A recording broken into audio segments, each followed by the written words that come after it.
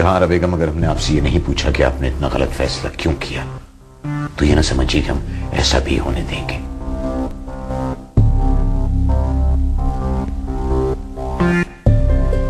ये शरफुद्दीन के साथ ज्यादती है, धोखा है। धोखा नहीं है, अभी मैं उसे नहीं बता रही, लेकिन मुनासिब वक्त पर शरफुद्दीन को सब कुछ बता दूंगी। वो इस शादी से खुश है। ये धोखा है जहां बेगम। किसी को खुशी देना धोखा नहीं, नेकी है। और जो नेकी हम कर रहे हैं वो? कोई नेकी नहीं कर रहे आप। आपको नेकी करनी है तो असद के जख्मों पर नमक छिड़के। उसका बाप जेल गया, उसकी वजह हम हैं, ये सच है। उसकी मां की मौत के जिम्मेदार हम हैं, ये भी सच है। आप उसके जख्मों पर मरहम लगाएं। आपको नेकी करनी है तो जाकर अलीना के आंसू पोंछें, जिसने अपनी जिंदगी आपके फैसले पर कुर्बान कर दी। वो वहीद की बीवी नहीं, आपकी ख्वाहिश और फैसले बनकर एक अजनबी की तरह उसके कमरे में रह रही है। नेकी करनी है तो जाकर साजदा के आंसू पोंछें, जो सारी सारी रात अपनी बदनसीबी पर आंसू बहाती। जहां बेगम, ये क्या कह रही हैं आप? मैं वो कह रही हूं सफदर साहब, जिसे बर्दाश्त करने का अब मेरे अंदर हौसला नहीं। अब हौसला नहीं रहा, इसलिए कि अब आप फैसले करने के काबिल नहीं रहे। फैसला करने वाले की नजर तो बहुत दूर तक देखती है, और आपको कुछ नजर नहीं आता, कुछ नजर नहीं आता। आपको तो अब मेरी आंखों में आंसू भी नजर नहीं आते, आपको तो अब मेरी सिसकियां भी सुनाई नहीं देती। आपको तो अब मैं ही दिखाई नहीं देती, मैं ही दिखाई नहीं देती।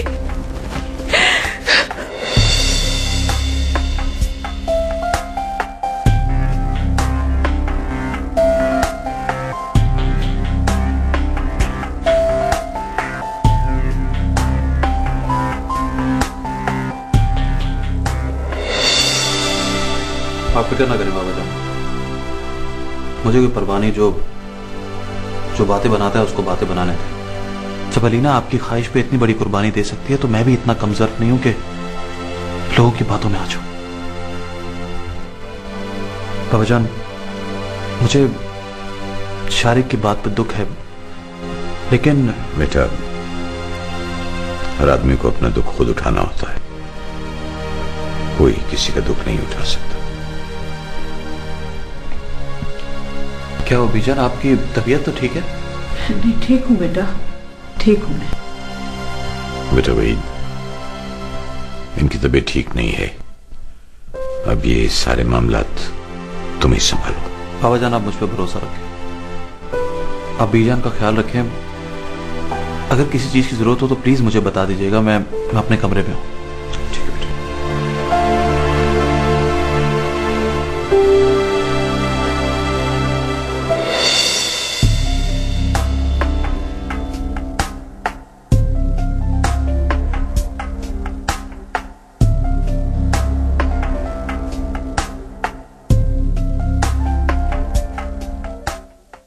For God's sake, पापा, क्या हो गया है आपको? हमारी माँ नहीं रही, हम आपके होते हुए बाप से महरूम हैं। बैठ जाओ बेटा, बैठ जाओ। तुम दोनों मेरी बात को समझने की कोशिश करो बेटा। मैं आज तक जो कुछ भी करता रहा, गलत करता रहा बेटा।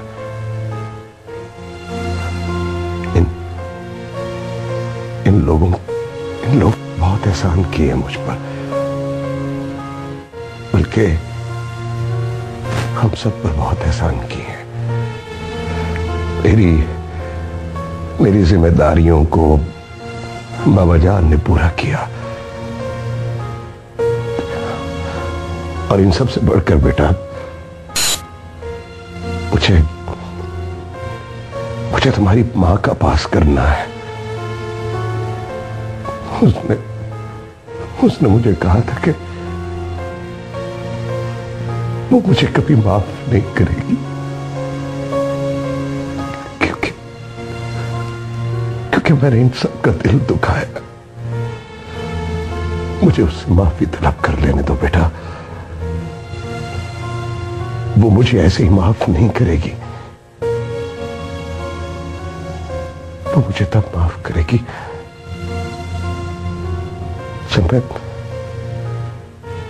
जब मैं वो काम करना छोड़ दूं जो मैं करता रहा हूं।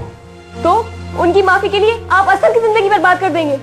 नहीं बेटा, असद की जिंदगी तबाह नहीं होगी।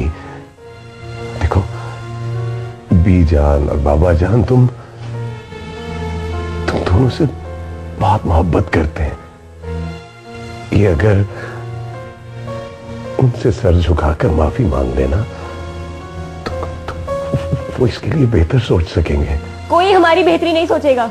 मैं बाबा जान से पासपोर्ट लेकर आती हूँ, आप असद को अमेरिका भिजवा दें। नहीं अस्मा, ये अमेरिका नहीं जाएगा।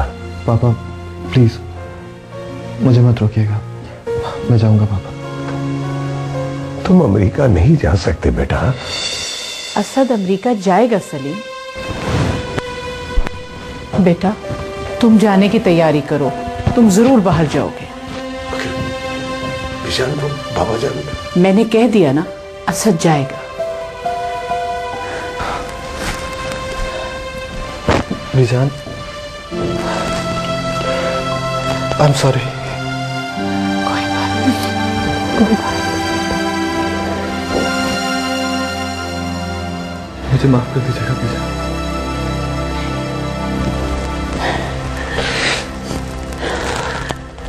तो जाओ ना, किसने रोका है तुम्हें? कौन कहता है कि तुम इस कमरे में कैद होकर रह जाओ? तुम्हें तो वैसे भी बहुत आदत है घूमने फिरने की।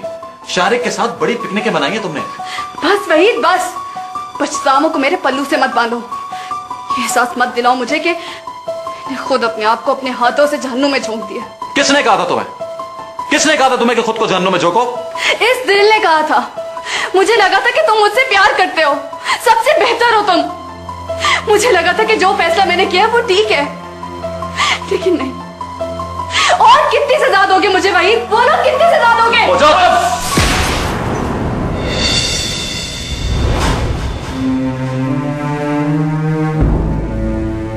मैं सोच भी नहीं सकता था कि तुम इतनी घटिया आदमी साबित होगे।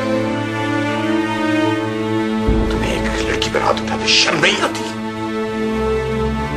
बाबा जान, चलो रीना, ये इस काबिल नहीं कि तुम इसके साथ रहो। बाबा जान, इसमें वहीद का कोई कसूर नहीं। मैंने उनसे बदतमीजी की थी। बस रीना बस, इस शख्स की तरफदारी मत करो। इसने तो इस बात का भी ख्याल नहीं किया कि तुमने ये सब कुछ हमारी ख्वाहिश पे किया है। बाबा जान ऐसा नहीं है, मैं इनकी बीवी हूँ, ये हमारा आपस का झगड़ा है। तुम इसकी बीवी हो, लेकिन आज के बाद नहीं रहोगी। चलो। बाबा जान